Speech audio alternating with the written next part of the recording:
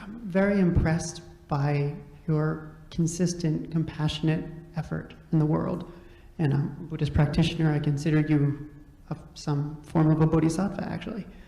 But in the absence of maybe what would have given strength to, say, a Martin Luther King or a Gandhi or the Dalai Lama, like a religious faith or a religious practice, just out of sheer curiosity, I'm interested what kind of spiritual resources or you draw from, or any advice you give to people who wants to continue a kind of wholesome actions toward a more wholesome world.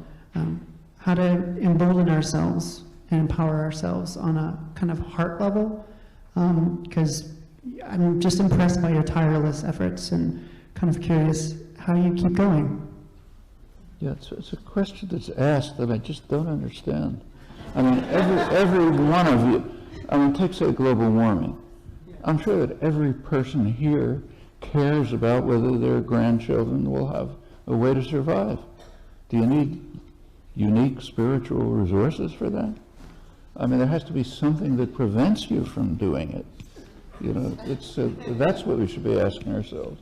What prevents us from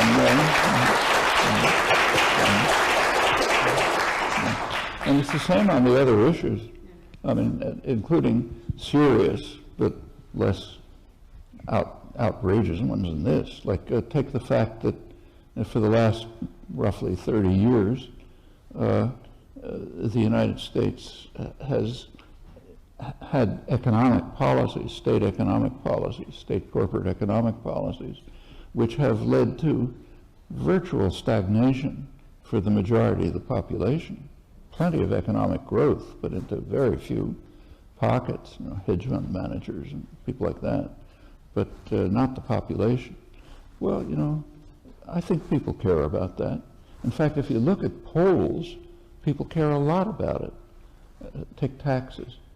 For the last about 40 years, there have been regular polls asking people what their attitude is towards the tax system. Overwhelmingly and consistently, people think there ought to be much higher taxes on the rich. How does policy work? Reduces taxes on the rich. It's one of many illustrations of how policy is divorced from opinion. But I don't think it's a matter of people.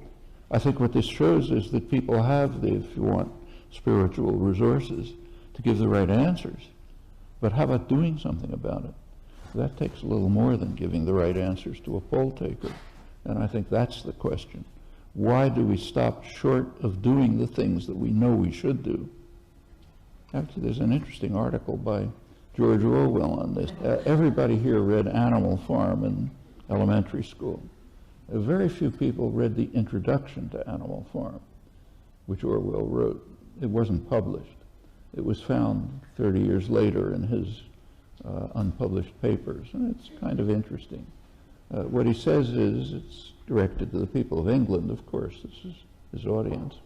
He says, look, the book is a satire on the totalitarian enemy, but people in England shouldn't be too self-righteous about it, because he says, in free England, I'm quoting now, ideas can be suppressed without the use of force. Then he gives a couple of examples and a few sentences of explanation.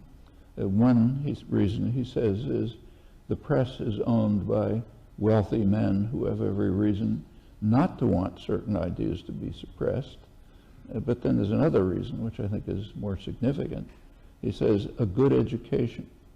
If you've gone to the best schools, you went to Cambridge and Oxford, Harvard and Yale and so on, you have instilled into you the understanding that there are certain things it just wouldn't do to say. I don't think he goes far enough. It wouldn't do to think, even. That's a large part of what a good education is. So you don't see things that are right in front of your eyes. Like, take everything I mentioned, which I think is pretty easy to document. It's right in front of our eyes.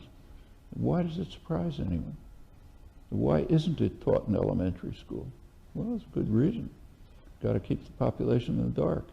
And we internalize it, especially people like us. You know, I'm sure most of us have had what are called good educations, best colleges and so on. You know, you get instilled it into you. The idea that you shouldn't think about certain things, and you shouldn't do anything, even if you know that the fate of your grandchildren depends on it. Shouldn't do it, you know. But that can be overcome.